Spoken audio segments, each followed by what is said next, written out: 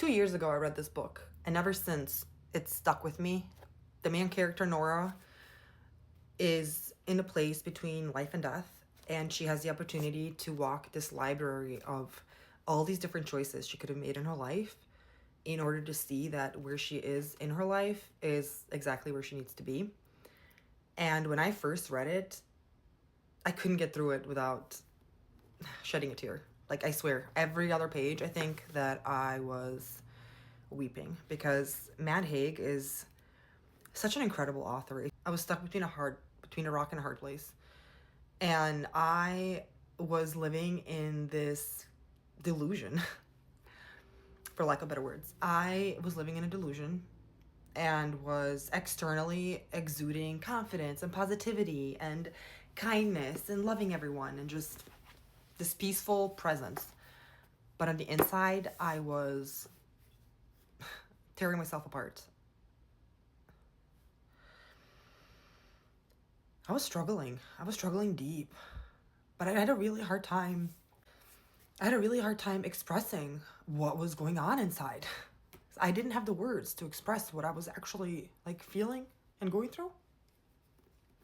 And when I started reading this book, I do feel like Matt Haig was literally talking to my soul. I don't know why, but every other page that I read, I found something on it that I could relate to my own life in some way. It did give me a different point of view of the choices that I made in my life.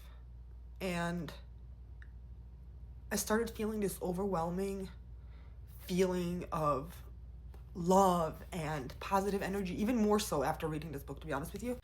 The message just really hit me deep, and I was trying to embody this false image of what I thought I wanted to be. And then I realized that a lot of that was based on fear, and a lot of the choices that I did make in life were based on fear, or the choices I didn't make were based on fear. And like waking up from that and being content with where I'm actually at in my life is acceptance. And that's kind of the end message of the book too, is acceptance. Like, she understands that where she's at is exactly where she needs to be. I have so many things underlined and bookmarked in here. It's not even funny, because literally any page that I open, I could just read whatever, wherever. It's not what you look at that matters, it's what you see. She wouldn't run from her pain anymore. She wouldn't poison herself with the pressures of imagined perfection. She would see her own hurt, recognize it, and not imagine there was a life of unquestionable positivity and happiness that she was being deprived from. She would accept the darkness of life in a way that she never had, not as a failure, but as part of a totality, as something that threw other things into relief, into growth, into being. The ash in the soil. Just speaks to me.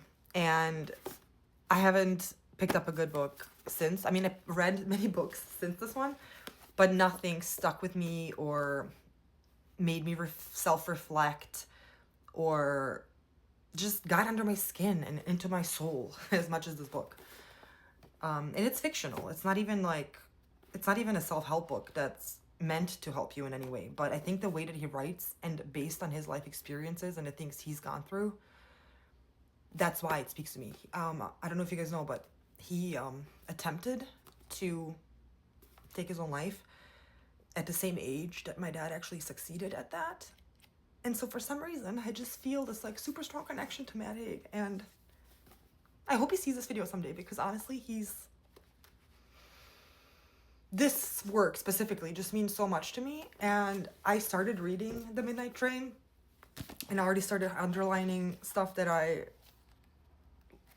like in awe of his writing, honestly. Like, I don't know if it's the fact that I like writing, but he is just an amazing author. Like, every other page, I'm like, oh my gosh, how does he string these sentences together? Like, and I know it's coming from a fellow empath, like, I get it, but I just have a really hard time expressing those things that are in my head to everyone. So, but I just read like a couple sentences from this one too, because it's just amazing. Books are mirrors for the soul. So if you catch a glimpse of someone's soul, you will know the mirror for them.